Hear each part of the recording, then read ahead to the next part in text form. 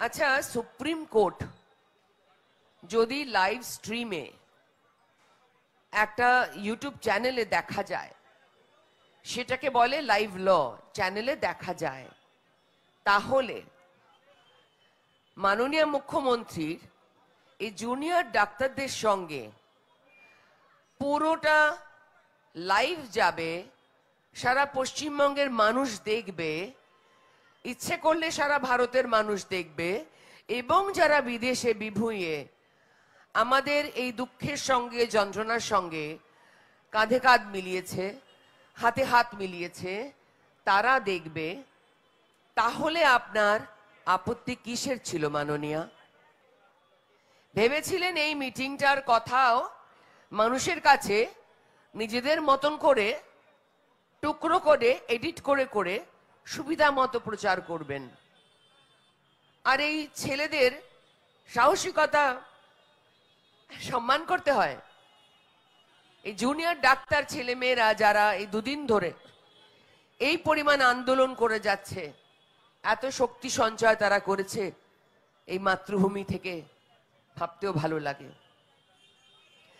আজ এরা অনেকক্ষণ অবধি চেষ্টা করেছিল যে ঠিক আছে, মাননীয় মুখ্যমন্ত্রীর কথার সম্মান রাখি, কিন্তু আপনাকে কে কোন ভয় তাড়না করে, কোন ভয়, কি লুকিয়েছেন আপনি? তার ভয় আপনাকে তাড়না করে যে এই বাচ্চাগুলোর, এই ছোট ছোট স্টুডেন্টগুলোর, এই পিজিটি ডাক্তারগুলোর সাথে কথা বলার সময় আপনি একটা লাইভ সমস্ত চ্যানেলের সামনে বলতে পারলেন না।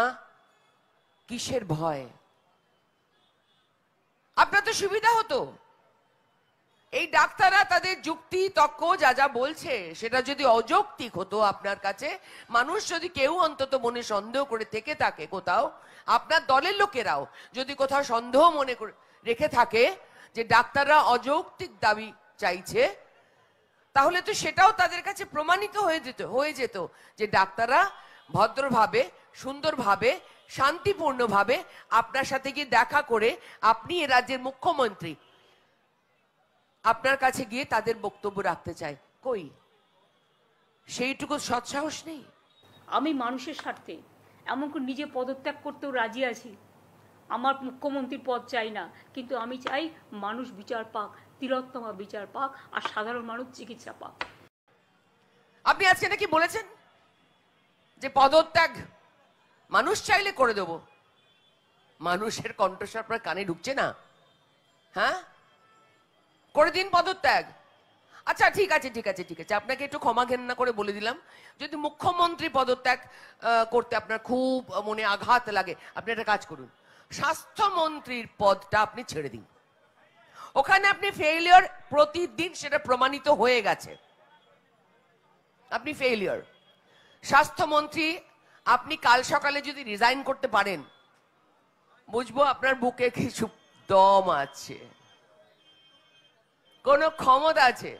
মহিলা, কোন মহিলা আপনার ক্ষমতা আছে, মেনে নেব যদি আপনি কালকে স্বাস্থ্যমন্ত্রীর পদটা ত্যাগ করতে পারেন। পারবেন? জানি না পারবেন কিনা। দেখে আজকে বাচ্চাদের ডেকে নিয়ে এসে, জুনিয়র ডাক্তারদের ডেকে নিয়ে এসে একটা প্রহসন করলেন। তারা বারবার চিঠিতে জানিয়েছিল আমার লাইভ ভিউ চাই, সবাই দেখবে। কেন চেয়েছিল? একটাই কারণে চেয়েছিল। ওরা পরিষ্কার ওদের প্রেসে বলছিল, আমি শুনছিলাম বসে, ওরা বলেছিল যে সারা পশ্চিমবঙ্গের মানুষ আমাদের সঙ্গে আছে আন্দোলনে, তারা বারবার আমাদের পাশে থেকেছে, প্রমাণ করে দিয়েছে তারা আমাদের পাশে আছে। তারপর আজকে আপনার সাথে কি কথা হচ্ছে সেটা জানবার সম্পূর্ণ অধিকার আছে পশ্চিমবঙ্গবাসীর এবং ভারতবাসীর। তাই জন্য ওরা সামনে চেয়েছিল লাইভ টেলিকাস্ট, আপনি দিলেন না। যে যদি সাহস থাকে মাননীয় মুখ্যমন্ত্রী, একটা দিয়ে শুরু করুন, একটা করে শুরু করুন।